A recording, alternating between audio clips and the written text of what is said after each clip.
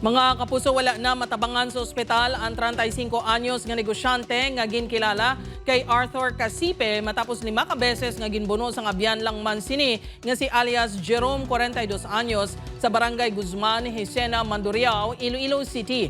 Igo sa dughan, pusod, ilo kag siko ang naagom sa biktima. Sa imbestigasyon sa kapulisan, nagbaisay na nga daan ang biktima kag suspect samtang nagainom ang mga ini sa isa ka birthday party. Nagpauli ang biktima kag sang nagbalik, gilayon nga gintampa ang suspect. Naimpito kuno ang suspect kag ginbuno ang biktima. Gilayon man nagpalagyo ang suspect apang matapos ang masobra 20 ka oras nadakpan man sang kapulisan.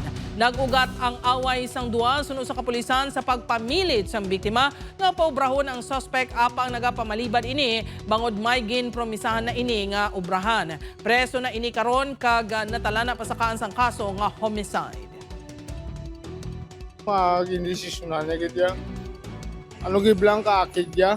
Amo na isa utod ko laki mo. Mapayag kami ya kaso. Nalaro sa tayo sila. So hindi buhay ka na balik. Hindi kita naman buhay ka na nakita.